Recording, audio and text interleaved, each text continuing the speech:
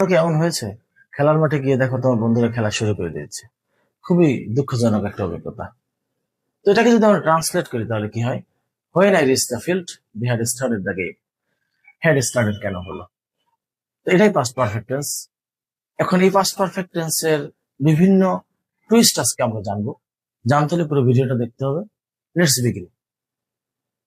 Past perfect tense সম্পর্কে আলোচনা করতে গেলে প্রথম আমাদের যে বিষয়টা আসে সেটা হচ্ছে structure. Subject plus had, main ভার্বের পাস্ট পার্টিসিপল প্লাস অবজেক্ট।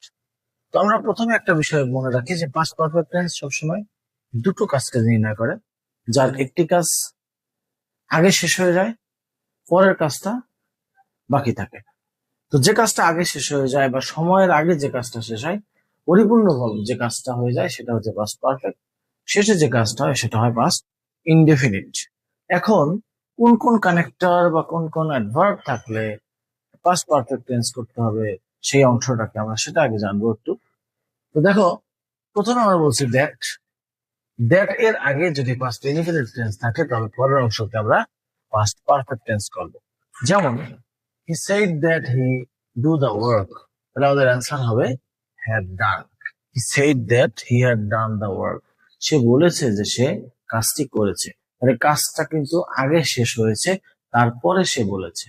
যে কাজটা আগে শেষ হয়ে যাবে এবং পাস্ট পারফেক্ট টেন্সের সাথে সবসময় পাস্ট ইনডিফিনিট টেন্সের সম্পর্ক থাকে।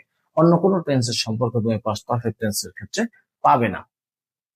এরপরে আমাদের আছে সিন্স। সিন্স এর আগে পাস্ট ইনডিফিনিট হলে অপর অংশ পাস্ট পারফেক্ট করতে হয়।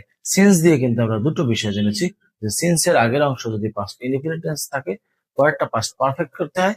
সিন্স এর আগের অংশ যদি প্রেজেন্ট ইনডিফিনিট থাকে পরেরটা পাস্ট ইনডিফিনিট করতে হয়। তাহলে ইট ওয়াজ 3 years since I see him, answer আমরা বলেছি had seen।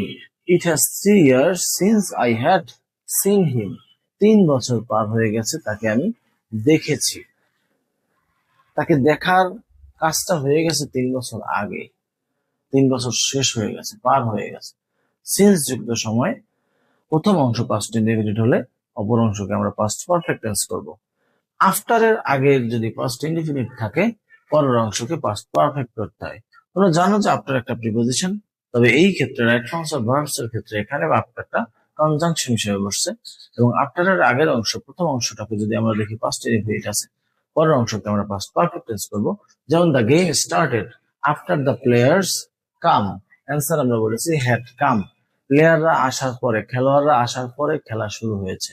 তাহলে খেলা শুরু হওয়ার আগে খেলোয়াড়রা এসেছে, খেলোয়াড়দের আসার কাজটা হয়েছে সম্পূর্ণ, তারপরে খেলা শুরু হয়েছে। এরপর হচ্ছে বাই দ্য টাইম, সময়ের মধ্যে। বাই দ্য টাইম এর একটি অংশ পাস্ট ইনডিফিনিট হলে অপর অংশকে আমরা পাস্ট পারফেক্ট টেন্স করব। যেমন by the time he arrived the show had started, সে আসার মধ্যেই শো শুরু হয়ে গেছে। তাহলে তার আসার কাজটা শেষ হওয়ার আগে শো শুরু হওয়ার কাজটা হয়ে গেছে। তো এছাড়াও যেখানে আমাদের পাস্ট পারফেক্ট টেন্স হতে পারে, যেমন বিফোর এর শেষের অংশ পাস্ট ইনডিফিনিট হলে প্রথম অংশ পাস্ট পারফেক্ট করতে হয়। আফটার এর প্রথম অংশ পাস্ট ইনডিফিনিট, শেষের অংশ পাস্ট পারফেক্ট। বিফোর এর ঠিক উল্টোটা। কেন?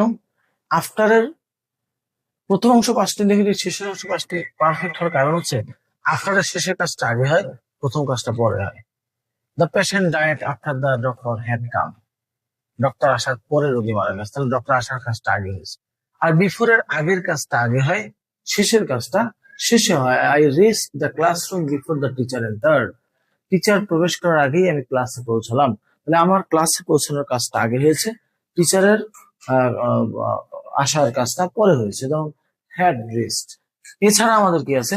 নো সুনার, হার্ডলি, স্কার্সলি এর প্রথম অংশ পাস্ট পারফেক্ট টেন্স হবে এবং শেষের অংশ পাস্ট ইনডিফিনিট টেন্স হবে। No sooner had I reached the station then the train left, স্টেশনে পৌঁছতে না পৌঁছতেই ট্রেন ছেড়ে দিল।